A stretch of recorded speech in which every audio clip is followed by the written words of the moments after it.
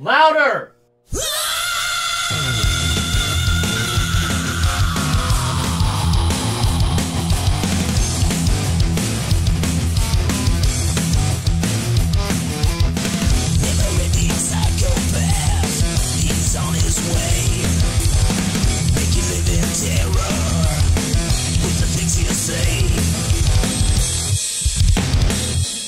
And welcome back to the TJ Bowser Power Hour. This is your host with the motherfucking most, TJ Bowser. And joining me today is the marvelous, the magnificent Cameron Lee. You may know him as one of the hosts of Big Bad Beetle Bros and the illustrious creator of the indie toku sensation Godpunk. Thank you. Happy to be here. Thanks for having me, boss man. It's a pleasure to have you here. But yes, so how you been? Good. Hanging in there, staying healthy, working. I basically just go to work and go home and have the guys over. So that's it. But getting along. Chiefs are doing good, so I'm doing good. Of course the Chiefs are doing good. Fuck them. Anyway. So for anyone who's not familiar with who you are, what you do, he is host of one of the Project Louder podcasts. They've been with us for over a year now, called the Big Bad Beetle Bros, and they review the Big Bad Beetleborgs TV show from the 90s. So you want to tell them the story of that podcast so far? Yeah, for sure. I'll give kind of the origin story, the rundown. Yeah. So started off me and three other guys that we all went to high school together. Aaron, Ryan, and Nick went to high school together, grew up together. Three of the four of us were on a robotics team together. So we, hyper nerds all the way through. And around, I think it was 2019 when we actually put the first recording out. But we got together. We all listened to, all the last podcast on the left, Behind the Bastards, all that kind of stuff. The bigger podcasts, like we're into it, My Favorite Murder, all that stuff.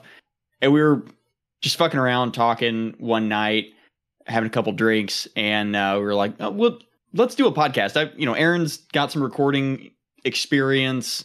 All the guys except for me have music experience. Let's do a podcast. Let's think of something. And I, like 90% as a joke, was like, hey, there's all these Power Ranger podcasts. Let's do Beetleborgs, because it was on Netflix at the time. Started it up. Started doing it like once a week, and just no real good recording equipment. I was editing it myself. We did that for like close to a year, I think. Our big get in the first year was we interviewed Gabe Torres, the kind of like he's not the director of Beetleborgs, but he directed the most. I think he directed about 12 or 15 episodes out of the close to 80, but that's the most that any one director had done. So the vast majority of season 1 was Gabe's stuff. And then we got Rick Schick, who's a VFX artist and a practical effects guru on most of the Saban shows from the 90s. So Power Rangers, VR Troopers, and Beetleborgs, and Mystic Knights of Tir-na-nog, all those. And then we got a peculiar message from a strange man on the internet asking us to join his band of miscreants, and so we hopped on Project Louder and made the switch, and been sticking with it since. Oh, and we went to Hillhurst and all that stuff last year too. I forgot. I always forget we did that. Yeah, you actually went to the mansion. Yeah. We've done a couple cool things. Yeah, for sure. So with all that Beetleborgs and stuff, do you remember the first time you were introduced to that stuff? To like Beetleborgs specifically, or like just Toku in general, American Toku and all that. So it's a weird. That's like a thing. I think every fan asks another fan, like, what got you into the genre? What got you onto the show? I've known about some kind of Toku, Power Rangers, Ultraman, or something since like it was my earliest memories. So I have a I was born in 95, so I just missed the original hype for all those shows, but hit them all in kind of like their best moments. And I have a scrapbook that was released in 93 at the launch of Power Rangers. It was one of the first pieces of merch. Came out right after the toys, because the toys, came out right before the show aired. It's this huge hype. And my cousin, who's like 5 or 6 years older than me, had gotten a whole bunch of Power Ranger stuff. Just went full, whole hog. And when he went into high school, gave all of his stuff to me when I was like 2 or 3 years old. So I've got this scrapbook I've had as literally as long as I can remember. And I've had it signed by, I think, like 3 of the original cast. I've got Austin St. John, the Red Ranger, Walter Jones, the Black Ranger, and David Yost, the Blue Ranger, have all signed it. Anybody who comes through KC, I snag a signature. That's the first thing I remember. The first show I remember watching was Power Rangers in Space because, like I said, I'm a couple years behind the curve. Yeah. So, of all the Saban IPs out there, why Beetleborgs to do a podcast? Dude, we ask ourselves that question every week. Like I said, I'm the bigger Toku nerd of all the bros. Ryan's second in command on that title, but I'd known about Beetleborgs since I was younger. I'd seen reruns and stuff, and it's one of the shows that people don't talk about, but then when people do, it's like, holy shit, do you remember that thing existed? Like they made that and it worked for a while. It's one of those, awakens a memory in the back of your head. And there's probably more than a dozen Power Ranger podcasts out there. The one that I really got into and have been following for like a better part of a decade now is Ranger Danger. They're an Australian group. And they, had the formula. They started with Mighty Morphin episode 1, or I think they started with the unaired pilot and watched every episode more or less once a week.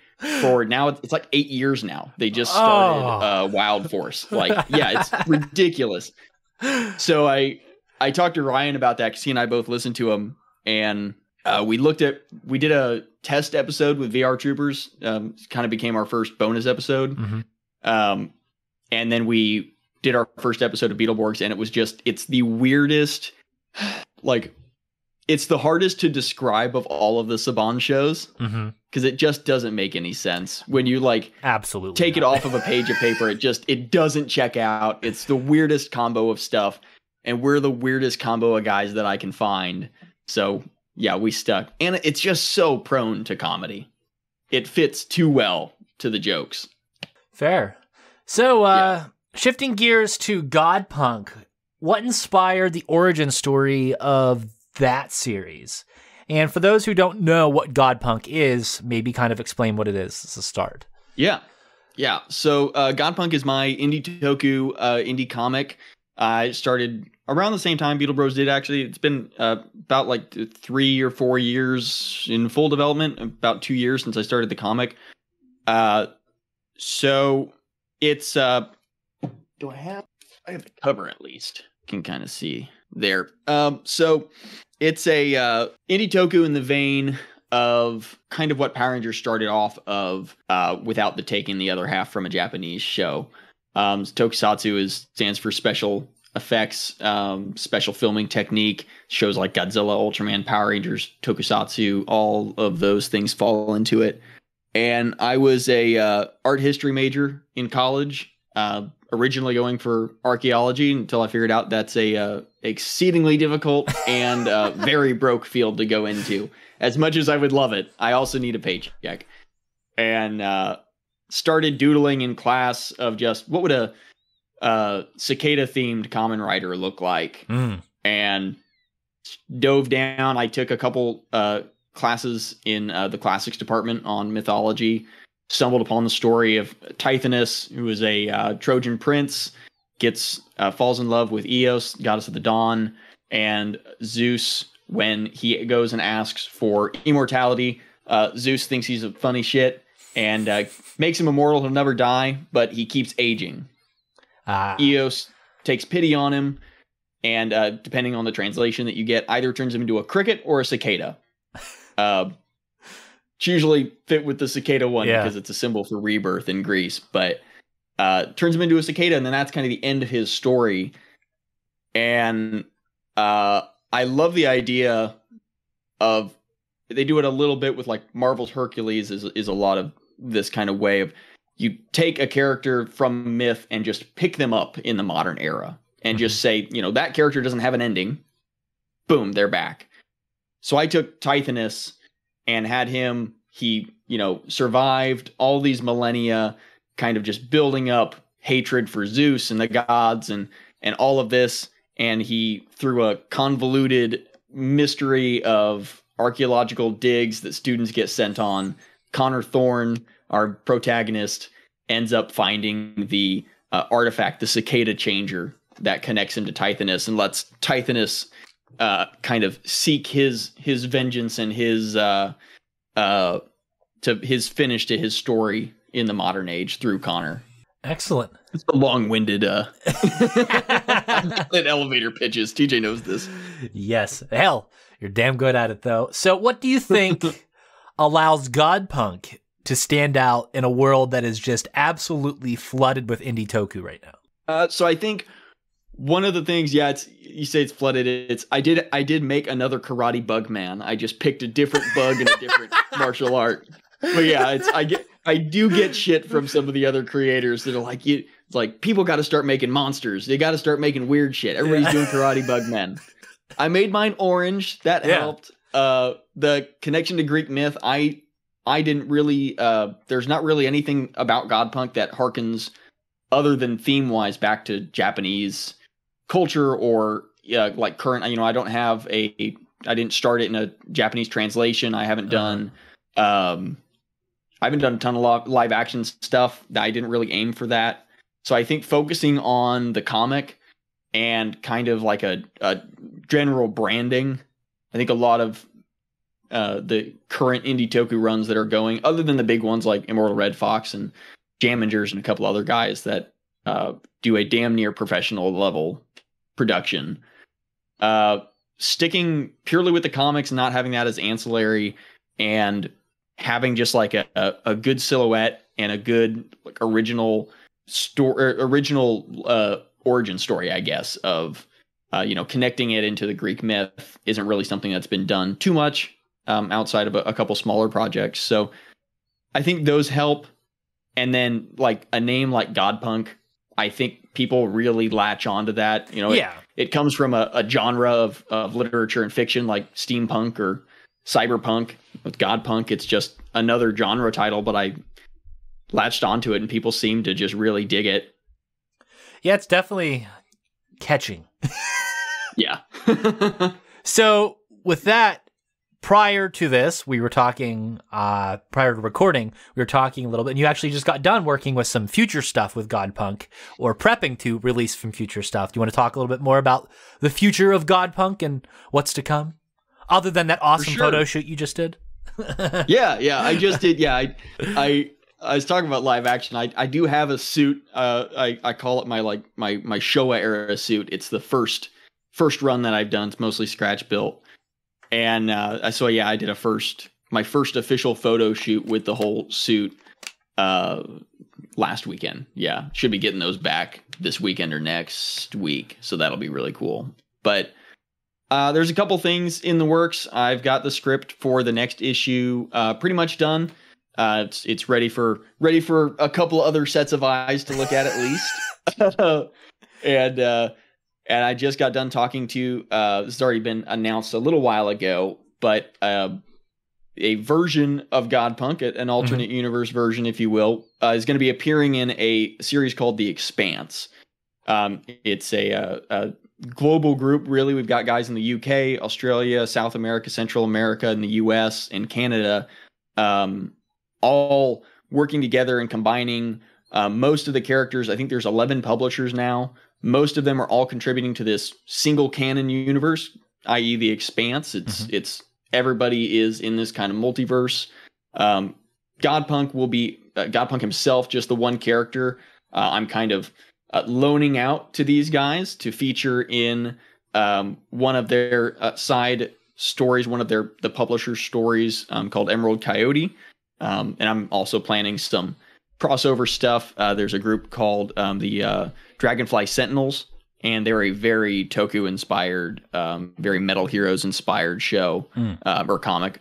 But that's been a kind of a big thing that started the last 6 months that I've been working on, is how to fit Godpunk into their world and story where it doesn't have to change too much of what makes Godpunk. But you're doing the multiverse. We're working it out. Yeah. Doing a version of the multiverse thing. It seems to be the thing to do right now. So here's a pretty normal Toku question amongst the the fans. What color Ranger and why? I always say purple. Okay. Or violet or some kind of, purpley color. There's not a lot. The ones that we got are like Wolkaiser from Mystic Force and the Wolf Ranger from Jungle Fury. And the Wolf Ranger and Jungle Fury really stuck with me. Jungle Fury. Either way. That one really stuck with me. It was like their mentor was RJ. Yeah. The suit's designed after kind of a Muay Thai setup. He kind of looks like he's got Muay Thai boxing shorts. He's got the arm wraps. Muay Thai is the martial art that I did through high school and college. So it's just really stuck with me. And like I made Godpunk orange, there's just not a lot of purple Toku out there. And I think it's just it stands out, looks so cool. Now, that's something I didn't know about you. I didn't know you did martial arts as well. I did Taekwondo for 6 years. Yeah, I did Hapkido. Oh, wow. All through, I did Hapkido through elementary and middle school and into the start of high school. Got up to my second degree black belt. And then it started becoming homework and I quit. Yeah. Then I went over and I did Muay Thai, Brazilian Jiu-Jitsu, and mixed martial arts through the second half of high school and a couple years in college. I only had one amateur fight and I got my ass kicked. But now with me, I did it mainly starting when I was young because of my love with Toku. Is that the same for you? Okay. Oh yeah. Okay. I was a huge Jackie Chan nerd. My dad and uncles introduced me to Jackie Chan flicks, the like classic kung fu movies, all of the all the stuff with the wire work and everything. Like that just like really stuck in me. And I was like 5 or 6 when I started, and kept doing it till I was like 15. Yeah. And then went to one that I could get hit harder at for some reason. Yeah, I feel you there, man. So you mentioned Jungle Fury. Is that your favorite season? I think so. I was just going over this with Ryan a little bit ago. I don't have like a favorite of the Saban era. Like I love the designs of In Space and Zeo the most, but those are some weird seasons when you actually try to rewatch them. Mm-hmm. But I think Jungle Fury is my favorite season. I think it had 3 original American designs. The Spirit Rangers aren't in Geki Ranger. And that's such a cool, it happens like there was the Titanium Ranger was original and the 3 Spirit Rangers and Jungle Fury. And it really doesn't happen much in the live action for them to make a whole original character to put in there. And that really stuck with me. The villain arc, the whole Kung Fu martial arts theming that actually like worked. Like they actually trained and were martial artists and their suits all matched a style. Like, I don't know. That just, I fucking love Jungle Fury. Yeah. I wish the toys we got from it were a little better, but yeah, I feel you on that. I do like RJ, and I do like the whole pizza thing too. The fact that they're all like chilling in a pizza shop. Yeah, it's so different and cool. Do you have any Toku related props behind you there? I can see some. I have a couple behind me. But for the audio listeners, what do they? What are we looking at for here? The audio people at home? So I have most of my stuff I've amassed recently. So prop wise, I have a 3D printed Blue Stinger Borg helmet that I got recently that I still need to finish and do some kind of a cosplay or something with. And then I've got a original style guide from the first season of Big Bad Beetleborgs, a Saban on-set style guide, which I just stumbled upon on eBay Italy somehow. And I have an original comic, which is actually I've got hiding somewhere behind one of my pictures. But I have an original prop comic from Beetleborg. So in the show they have all the monsters in at least the first season come out of comic books, and that's how Flabber brings all of their weapons and everything out for the show. And I managed to get my hands on one of the original props from there. And then my finances have not quite allowed me to amass more on-screen props, because that is an expensive hobby to get into. Oh, yes. As you know.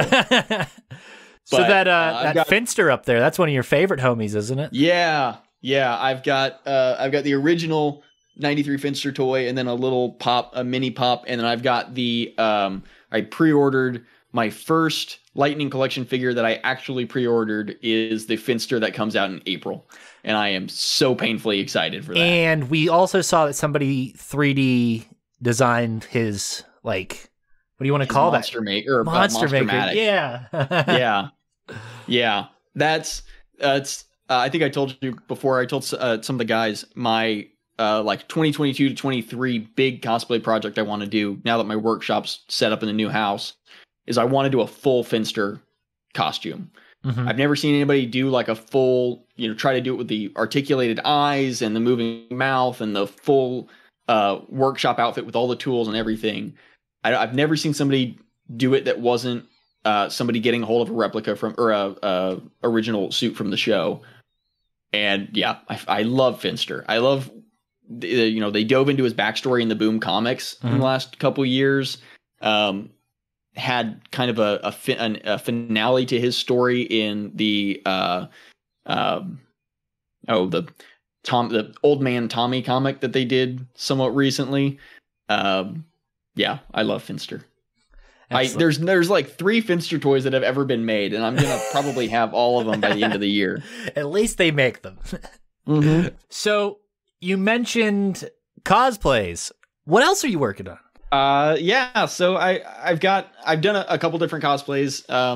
Obviously the Godpunk suit is kind of like my biggest one, the one that I'm the most happy with so far. I did a Godzilla Power Ranger cosplay based on some old fan art from like 2004, 2005 that I made friends with the artist a few years ago and started working on that suit. Never really got it. It's one of those things that'll never be finished. I'm gonna keep upgrading it and getting cooler armor and better helmets and stuff made. I've got a Fallout kind of switches between Fallout 4 and Fallout 76 costume. It's another one of those. I'm just constantly making new pieces for it. I just finished a Nuka-Cola Pip-Boy recently that I had 3D printed a couple years ago. And then, yeah, I'm starting on the Finster one soon. I think I'm going to wait till April when the figure comes in so I have a perfect reference and I can just go off that. But I've got my whole side of the garage is my workshop now. And hopefully I'll be able to get it set up to where I can film in it a little bit and do some, if not tutorials, more of a how not to do something maybe. Do some Twitch streams or something. Because mine's always nothing but trial and error. I'm horrible at taking instructions, so I just have to break things 15 times before I get it right. You have a Transformers inspired cosplay too, don't you? Yes. I keep forgetting about that one because I've taken so long to finish it since I'm not going to cons. I had a friend of mine do some fun art of the Insecticon Bombshell from G1. Yeah. Who's also a Rhino Beetle like Blue Stinger Borg and Kabuto and all of those. And yeah, it's basically the Decepticon's head. It's the Insecticon's head and a punk purple sleeve rip denim jacket with spikes and the Decepticon logo on it. And then kind of a skate punk Insecticon. And I've made the jacket. The helmet is on the second coat of paint. And I think I've got the gloves and the jeans and everything that I want to wear with it. And then, over time, I'll add some pieces of armor and stuff. Like, I think I'm going to try to get his blaster 3D printed and have that. That'd be rad. It's just like weird and alien enough that I think I could take it into a con and not have to put bright orange plastic on the front. So, talking Transformers, you're clearly Team Decepticon then. Yeah. 9 times out of 10, especially with the way that the comics have told Megatron's origin and stuff. Yeah. Hell. So with Transformers, there's a plethora of Transformers video games out there. And that's kind of some of my favorite parts of Transformers. What's your favorite Transformers video game? Devastation. It's one of the more recent ones. That's the art comic one, right? Like the art. Yeah, it's the super cell shaded. Yeah. It's really the only one that's been made based on G1 since like the Nintendo or Super Nintendo one that came out back in the day. And I love the hell out of cell shaded design. I love it in the Dragon Ball games. I love it in just about anything I can get my hands on. And cell shaded Transformers with their just fucking boxy legs and, you know, the classic, you know, cardboard box looking Optimus Prime. Like, it works so well. And they use mainly G1 designs for that game, right? Yeah. Like 9 times out of 10, it's G1 or like they, I think it was one of the first, it might be the first video game appearance that actually had Bumblebee being a Volkswagen. Really? Yeah, because usually they swap it enough to it, you know, they don't get sued by VW. And I think they actually made it damn near the classic VW in this one. And yeah, I love Bumblebee, and it has the Insecticons in it. You can't play as them, but it has a lot of Insecticons. I love when you just got a swarm of Insecticons you're driving through. I love it. It's so good. It's fun. And it's like an easy level platformer. You can just play right through. Have you played the War, Fall, and Rise games? I played War for Cybertron. I played the first one, and I didn't really like it. Okay. It's like Gears of War. Yeah. And I think it's just a play style that I'm not. Okay. I'm not a huge FPS guy. I'm not a huge like co-op guy. I don't like games that rush me very much. That's like fair. I'm very much like a solo sit down, have a couple beers and just play. That's why I like games like Fallout and Assassin's Creed and stuff. I can just kind of like chill and burn through a little bit. And I'm not gonna lie, I'm not a huge fan of most Cybertronian designs for Transformers. Okay, like, that's understandable. I feel like they end up just looking like a block of mess. Well, if you think about it, like anything, Cybertronian designs are kind of like the antithesis of Transformers, because the whole point is robots in disguise, and we don't recognize anything from Cybertron. So what's the point then? Yeah, right. And I kind of like it if I don't know. It's just a weird little like itch in my artist brain that's like, but it doesn't. Why did you make it this and not like that? I don't know. And anytime they make Soundwave a vehicle, other than Transformers Animated, I'm not a huge fan of making Soundwave a vehicle. And that's understandable. Which is another just me. It just didn't hit the right notes for me. So, talking more broader film and not just Tokyo or Transformers, what are some of your other favorite film directors? Man, I'm like so bad at remembering directors and producers and stuff. I'm like a plebe with that. It's like, you know, Spielberg, Akira Toriyama, if you count that, Hideaki Anno. I know that's mostly leaning into Toku, but some of his samurai type films, I really got into. Yeah, I'm so bad at picking like favorites of directors and producers and stuff, but I am a like super basic Spielberg fan of, I'll just kind of dive into anything. I think Spielberg's like a safe director. Like when you go to his films, you're just like, you can expect something good and you know you're going to have something of quality. So yeah. Unless it's Jurassic Park 2's ending. You're not gonna get a weird answer like Roland Emmerich or Michael Bay out of me. And that's fair. So what was the last film you watched that blew you away? Well, I watched Spider-Man No Way Home. Yes. And it didn't blow me away in a like cinematic masterpiece kind of way. Not that it's not close to it, but tugged at the heartstrings stronger than I expected to. A lot. And really like even reveals that I knew were going to happen still got me hyped and really pumped me up, because we all knew what was going to be in it, but just the fact that it happened and it happened so well. Yeah. And then this is like super out of left field, I guess. I watched Encanto with my nieces. It's a Disney the Disney movie with I think they're meant to be around Venezuela. It's South Central American Hispanic kind of mythology story, a real fantasy setting. Disney's gone south of the border a lot recently with their stories. Yeah. And it's been okay. Encanto is just really good. It's the entire score, all of the songs were written by Lin-Manuel Miranda, Yeah. So like, you know, they were killer constantly.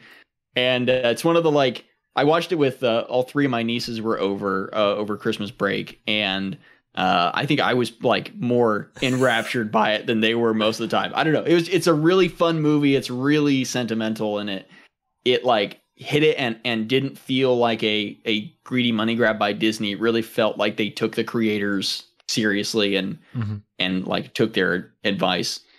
Luca was another one that's on Disney Plus. That was the Italian kind of mermaid movie. I thought was done really well, and like was another like kind of surprised me and blew me out of the water, pun intended. But, so yeah, I haven't. I was trying to think of what other movies I've gone to the theaters to see or things that came out recently, but No Way Home's the only thing I saw in the theaters, and it was 100% worth it. Did you watch Dune? I did. I watched it at home. I am not a huge Dune guy. And I enjoyed it, but it is very, very heavy. It's a thick book to turn into a movie. It is. I think for me, when I watched it, because I'm hardcore Star Wars guy, and the fact that politics play such a heavy part in that story, I was able to transition into the Dune franchise pretty easily. So so I can totally see where you're coming from, because there's a lot there and there's a lot going on and you're like, wait, what?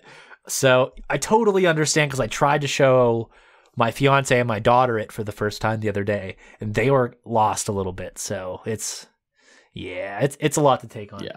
As far as horror films, what do you like, man?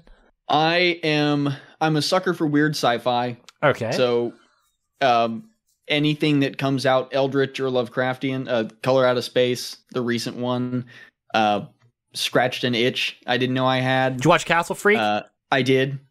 Okay. Yeah. You know. That's all I can say, man. That fucking movie. Yeah, I'm not a huge slasher guy. I'm not huge into body horror. But I'm a giant nerd for the classic Universal monster movies. And any remake of them. I enjoy the hell out of the 2010 Wolfman. It's one of my favorite werewolf movies. It's pretty good. Del Toro did that one? Yep. Okay. And it's Anthony Hopkins as his father. I love the original Wolfman. It doesn't hold up all that well story-wise, but the original Wolfman, and like, you know, it's the original expanded universe. I love the hell out of it. And then even like Dracula Untold, I really enjoyed that movie, and not so much the recent Mummy remake, but we don't have to talk about that. And that's fair. Yeah. So I think that's enough film talk for right now. We're going to transition into some other different topics here, but first let's take a little break. Saturday morning lineup is where the action is. First up is the Mr. Potato Head Show for thrill seekers and adventure 4-pack. Power Rangers in space, Godzilla the series, Young Hercules, and Mystic Knights of Toonanode. Then big yachts with a comedy trio: The Secret Files of the Spy Dogs, Mad Jack the Pirate, and Augie and the Cockroaches. Where's the action at? SATURDAY, Fox Kids. Okay, and we're back with Cameron Lee from the Big Bad Beetle Bros podcast, creator of the indie toku sensation Godpunk. So, what's your favorite thing about podcasting? It's the interactions with other creators, mostly. Okay. And getting to know people who have like the same ideas or similar ideas or hit the same problems. I encountered it a lot with I worked at a museum in a past life, and I encountered that a lot with getting to talk to other people who do your job. Is like, so it takes such a weight off. And like, you know, when we started the podcast, we didn't talk to anybody, and we did kind of our own thing. We met some people. You know, we brought on an editor that we had met through starting the podcast. We got a lot of artists to work with us when we started, but we didn't talk to any other podcasters. We didn't do any crossovers or anything like that. So like getting to talk to you guys, and the occasions we get to talk to guys like Ranger Danger or Ranger Command, all of those kind of shows, and take me back to my virtual reality, the VR Troopers podcast in the UK. Like, I think getting to talk to those guys and like talking to them on a level that feels only we understand, especially with talking to people who are like, TV review podcasters and like, not really getting paid to do it, or, getting just that little bit every now and then off merch sales or stuff, just like squeezing this in with a day job on the side or 2 jobs on the side, depending on, where they are, and trying to get that interview, just like trying to be so nice as this small creator to, just snag that one guy or gal to talk to that the fans would really enjoy. Now, I'm going to interrupt you here. You say small creator. In the grand scheme and look of film reviewers or TV reviewers, for your category specific, you guys are performing fairly well in that category in both the United States and Canada if you look at the charts. So I wouldn't say small when you're charting up there with the big boys. Well, true. I mean, small as in we don't, it's not a day job. Because I would just say, as a producer of the show, I think 80% of the content you guys release charts. Yeah, and that's especially like the last year. Yeah, that's impressive, and I mean, you got to give credit where credit's due. It's because of the quality content that you guys are putting out, and I think that you guys are way too humbled to admit it, but like it's easily one of the better Toku podcasts available. And I'm not just saying that because it's on the Project Louder network, but it's easily the most accessible show because it allows you to listen to it on an entry level and allows you to relate to these dudes who are just watching it and joking around. So some of these more convoluted story topics are easier to talk about, easier to understand because they're coming from a more grounded perspective. That's the way I see it. I appreciate the kindness. Yeah, no, we're not good at being we're not good at being braggadocious, self-deprecating. Yeah, I was gonna say self-aggrandizing, but that's even a step too far. I'll do it for you as a guy who has a heavily vested interest in the show. It fucking kicks ass. So with all the great stuff, what's the least favorite thing you like about doing this? Well, doing mostly just during COVID, we've had to do quite a few remote recordings, and that has been a pain. That's a lot. There's way more technical difficulties that happen then, and especially the show got taken off Netflix, so it means I have to stream it from my computer or send them a download link and hope that works so that they can. And then, we've got a 3, 2, 1 go to start watching, like, because we all, part of it is we all watch it together and get those jokes in there. And that's hard during the last 2 years now. The only other thing really is just, I'd say it's keeping motivated, but it's not hard to want to do it because we get to hang out, I get to hang out with 2 of my best friends once a week and, shoot the shit and watch a weird show. Finding out what like people want us to do is a like weird and kind of frustrating thing that I've stopped worrying about recently. But getting, we have quite a few followers on Instagram and Twitter now. And like knowing what it is that people expect from us is a weird thing I didn't expect to care about. And then I did for like a year or so of doing the show. Especially as we got, we got the Power Rangers Turbo versus Beetleborgs Metallics comic and put that up and did an episode about it. People would love that. People love the interviews. And then, like you said, the show, regular episodes chart. And like, it's like as great and self-esteem boosting as it is to see, it's like there's this little part in the back of my brain, and I know the other guys have it too, where they're like, but why? Why did they like that one? And like, we don't get a ton of fan interaction online. So it's just like, there's that little part of like, did we make a good joke in this one? Yeah. What was it in this? Is it because it was a more like Hillhurst monster centered episode and we get funnier with those because they're so weird? Was it because we talked about B-Fighter Kabuto? Like, what is going on in here? Or is it just like, oh, like my tweet just went a little further this week. Yeah. Or somebody else mentioned it somewhere else. Like, I call it snitch tagging, because someone will be talking about us on Facebook or Twitter, and they'll add us. Yeah. But they'll not be meaning to.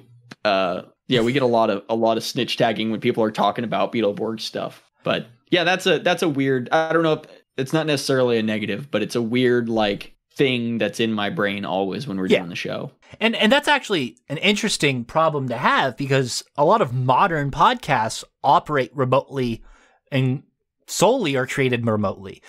Example, Gore and More. Those guys only just met last year for the first time. And then you have a problem with actually having to do remote for the first time. So it's just an interesting thing, having your show being one of the few shows that we actually have on the Project Louder that records in person. With that being said, with Beetle Bros, do you have plans post Metallics to continue the show? Or will there be some sort of spin-off with those boys to do something in addition to? So we definitely want to keep doing stuff. Yes.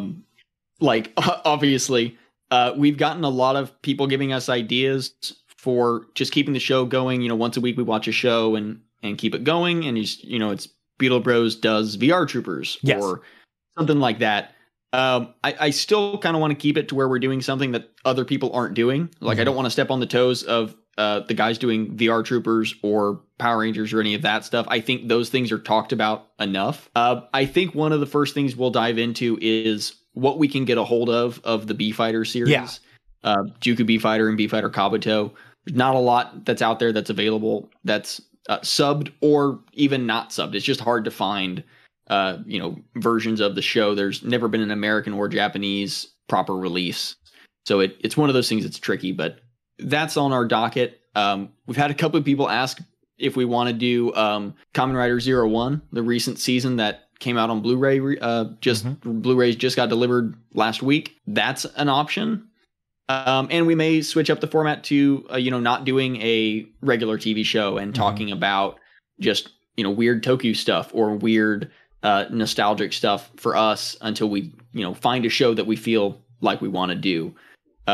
We've talked about doing another weird show like Biker Mice from Mars or something that you can really snag that weird nostalgia itch in the back of our heads. And then we're going to, I think, at least for me, the plan is to start doing more video stuff. So whether it's stuff in the workshop working on cosplays or Gundam models or other builds and projects, or us doing live episodes of the podcast, or doing live discussion. I've got a crap ton of Beetleborgs toys that probably nobody's ever done a proper review of. So diving into something like that, or even doing a review of like the helmet that I've got as I work on it, things like that. I think that's the foreseeable future. We'll finish.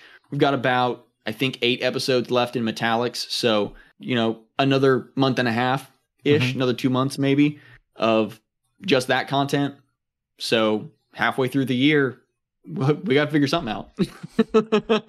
Fair enough. And we've discussed maybe messing around with a Zeo project at some point. Yep. So be on the lookout for that if that ever comes to fruition. Do you have any future plans with Project Louder? How do you want to grow with us? So I think one of the things that I'd like to do, and we've talked about this, jumping onto another project like a Zeo project, or jumping into another group show like Gore and More, or something like that, where I'm with guys that aren't necessarily Ryan and Nick every week, talking about stuff that isn't necessarily a show that I'm familiar with. Yeah.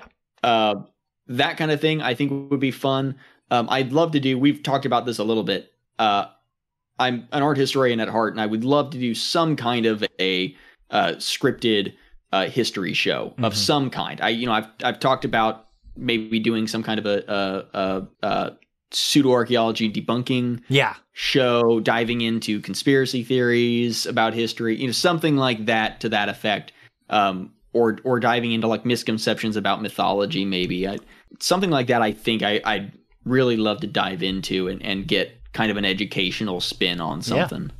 I think that would be truly fantastic. It'd almost be like a scientific version of what Steve does currently on his show. And I think that's a part of the market or let's say listenership that we don't have currently. So I think that would definitely be interesting to see. Are you working any other projects outside of our realm or doing anything like that? I mean, I've got some other Godpunk stuff going on. We've got it's actually, I guess it's within the same realm as of this weekend, Okay.